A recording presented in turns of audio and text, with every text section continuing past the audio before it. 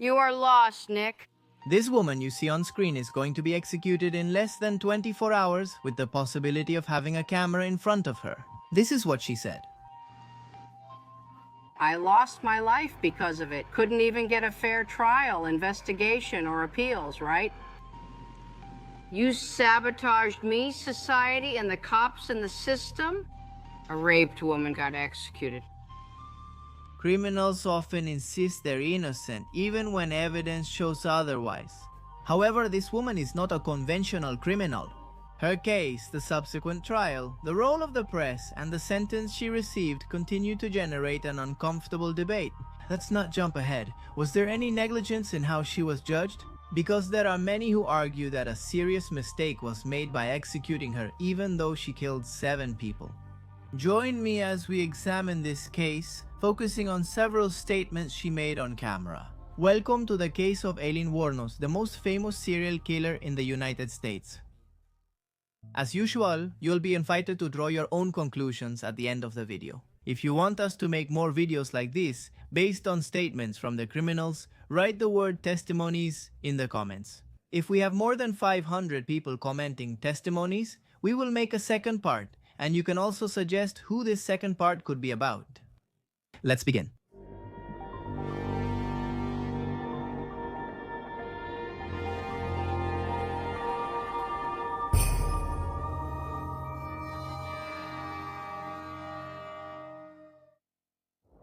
Aileen Carol Pittman was born on February 29, 1956 in Rochester, Michigan.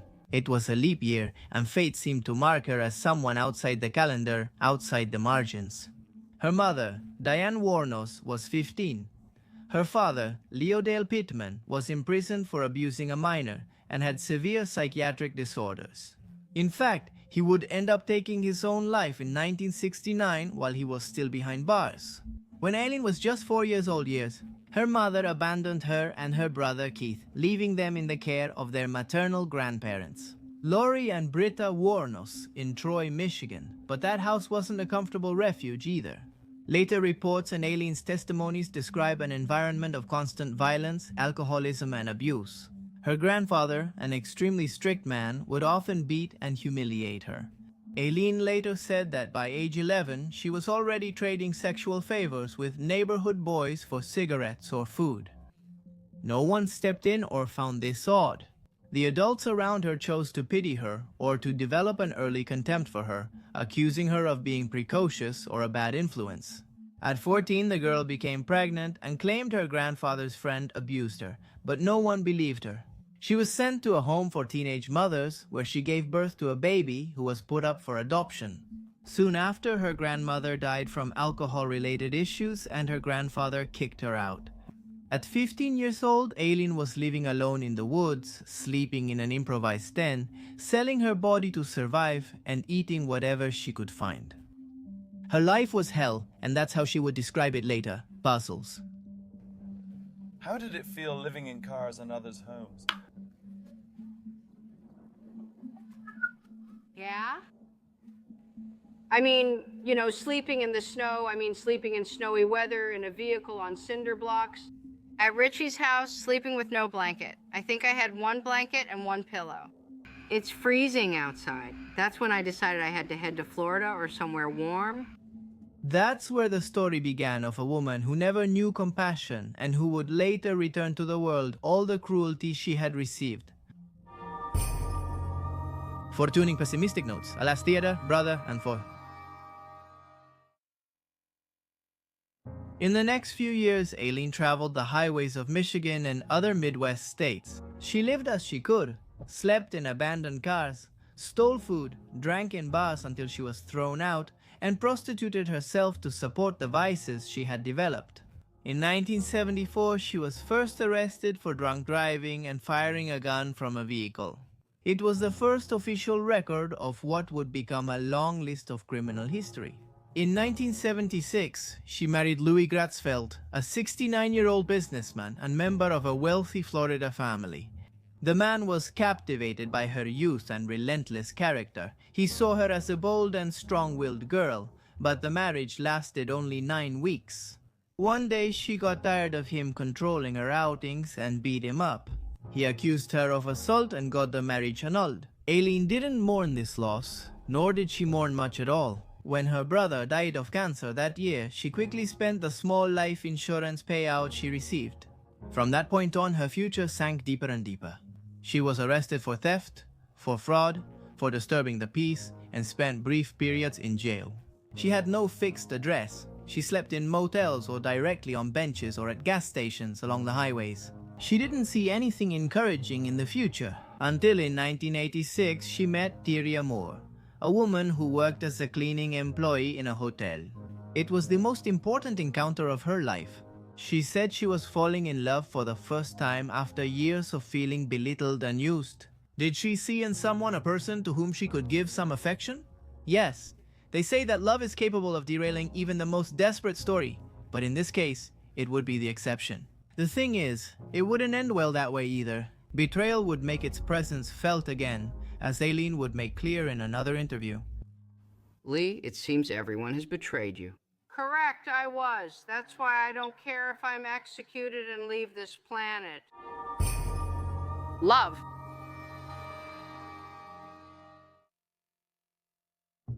Tyria and Aileen met at a gay bar in Daytona Beach. Aileen felt immediate attraction and for the first time found comfort in Tyria. They spent nearly 4 years living in poverty, frequently moving between motels, trailer parks, and shelters. Aileen worked as a prostitute on Florida highways. To support both of them, Tyria worked sporadically, but she depended almost entirely on the money that Aileen made.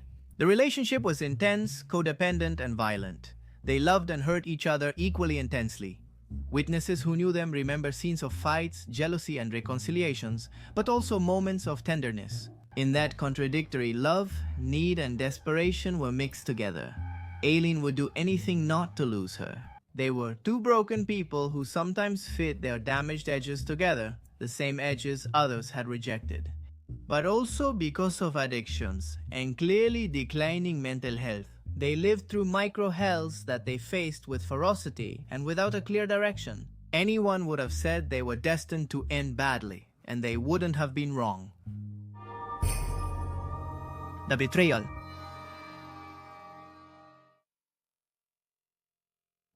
Between December 1989 and November 1997, men were found dead along highways in Florida. All of them had been shot. All of them had last been seen with a tough-looking blonde woman who was traveling with them in their cars. As you might expect, the woman was Aileen. She stole the cars and belongings in each case. Sometimes she sold those items at pawn shops, which ultimately condemned her. The police finally caught her in a biker bar called The Last Resort. The key was Tyria. They had been seen together, and the detectives knew that Aileen would trust no one but her. Tyria was taken to a hotel and convinced to cooperate. Under police supervision, she made multiple calls to Aileen, begging her to confess to save her from going to jail. The conversations were taped. After several attempts, Aileen gave in, admitted to the murders, and took all the blame. It was surrender and a final blow. Aileen had been betrayed by the only one she trusted, it. After being put behind bars, Aileen insisted that she acted in self-defense. She said the men tried to attack her during their sexual encounters. In the case of Richard Mallory, there are background details that complicate the moral line. He had been convicted of attempted rape years earlier. However, this information was not used in the trial, and the jury never had access to it, which might have brought new nuances to the matter. Well, Aileen says everything was planned to bring her down mercilessly. Maybe you were just born bad. I don't know about you. I'm telling you, man, no, I wasn't born bad. You guys got it, Sam Turn? I'm telling you, they lie. They lied so bad to you all. And that's how our story goes back to the beginning.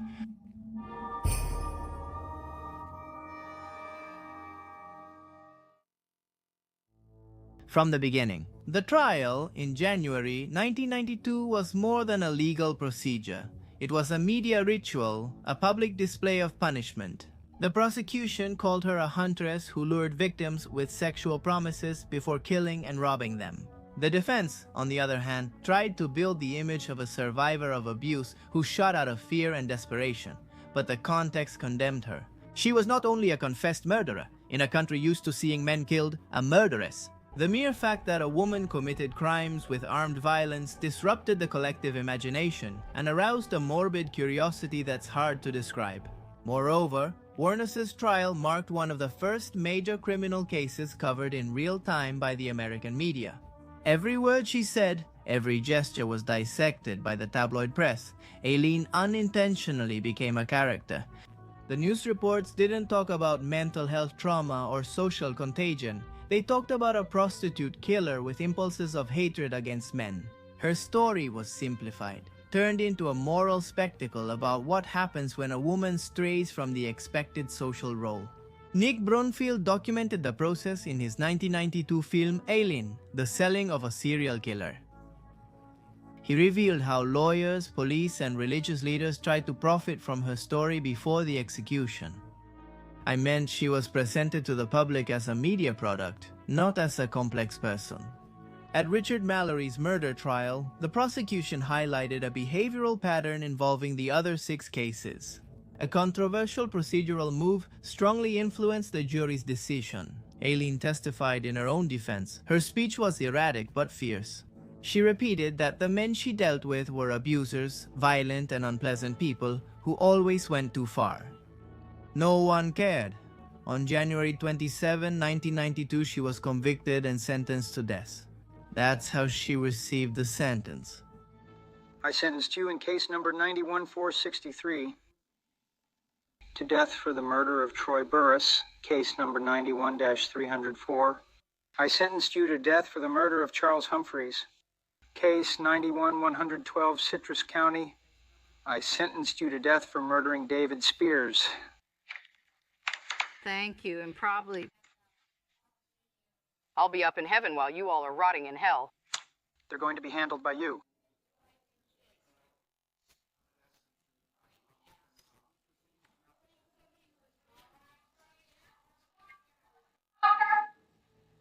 All the attention she received helped turn Aileen into a myth.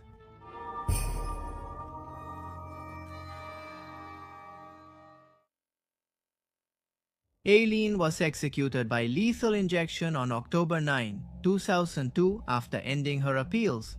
But her story didn't end on that gurney. Instead, her second life began in popular culture.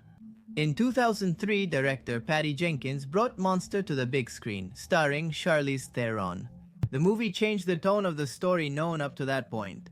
Aileen was no longer just a killer, but a woman broken by poverty, violence, and neglect.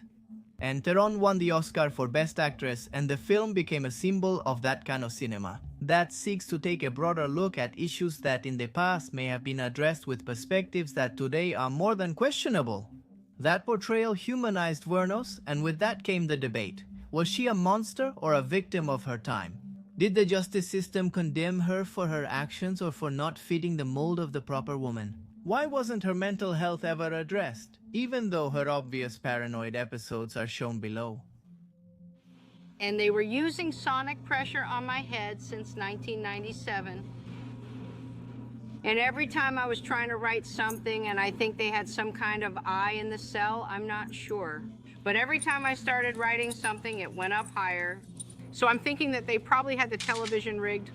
The television or the mirror, something was rigged. They got a huge satellite on the compound. After they put the huge satellite on the compound, it could have been either rigged to the television set or the mirror or something. Because the electrician, when he put the mirror on the wall, doesn't it look like a computer? The back of it, then he stuck it to the wall. The myth grew. In series like American Horror Story, Hotel Wuornos was portrayed as a vengeful spirit, eternally trapped between redemption and punishment. Her image appeared in songs, documentaries, feminist essays, and works of art. In pop culture, she became a tragic anti-heroine, representing the rage of millions of silenced women, though her response was unacceptable. That's why, over 30 years later, she still fascinates us with her figure. Aileen doesn't fit classic categories. She wasn't a calculating psychopath or a killer for pleasure. Above all, she was a survivor deformed by trauma, someone who knew violence before empathy. Her story raises uncomfortable questions about society's responsibility in creating its monsters. To what extent can pain become a justification for destruction? And on the other hand, what if some of her accusations were true? Let's review what she kept repeating about police actions. What else is there to say about the cops? What more do you want to say about the cops? A lot of stuff. Did you know that they were surveilling me before I killed?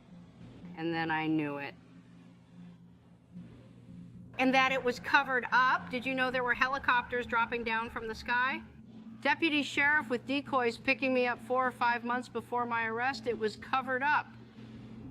But nonetheless, Nobody ever asked me these questions. Oh, if cops are following me or not, Aileen. let's say the cops were following you. Let's say they were following you and they did everything that you're saying they did. Uh-huh. Nonetheless, you killed 7 men. Yeah, sure. I'm asking you, what got you to kill the 7 people? I'm telling you, the cops let me keep killing them. Nick, don't you get it? Yes, the woman is convinced they let her do it. She claims that the authorities, even knowing she was killing, didn't lock her up. Maybe for fun. Maybe to see how far she would go. Maybe, as she claims, so she could clean society of those violent men that the police otherwise couldn't catch. Aileen was shaped by and reacted to a world that rejected her, which is the source of her appeal. We don't look at Wuornos just for what she did, but because in her we recognize the limits of human suffering. Mano. Aileen's case continues to obsess us because beyond the horror, it contains a universal truth. When love, dignity, and protection are routinely denied, only emptiness remains. And in that emptiness, violence finds space to flourish. Aileen's tragedy highlights society's collective failure in blaming her when it was already too late. In cultural memory, she's not just a name, she's a disturbing reminder of what can happen when someone learns to survive without hope. At the beginning of this video, we saw her angry and shouting, but when that interview they did with Aileen a day before she was executed began, Aileen was calm. In fact, the interviewer started by asking her how she felt, knowing that in 24 hours she would be dead. Her words were concise and there was no hesitation. She felt resigned to whatever had to happen. At last, she had accepted her fate. You know, I'm just wondering how you're going to be, at 9:30 tomorrow morning. Are you prepared? I'm prepared. I'm all right. I'm all right with it. I'm okay. I'm okay. God is going to be there. Jesus Christ is going to be there. All the angels and everything. Whatever's beyond. I think it'll be more like Star Trek. Beaming me up into a space vehicle, man, then I move on and recolonize to another planet or whatever, but it's whatever's beyond. I know it's gonna be good because I didn't do anything as wrong as they said. I did the right thing. I also protected many people from harm, assault, and death.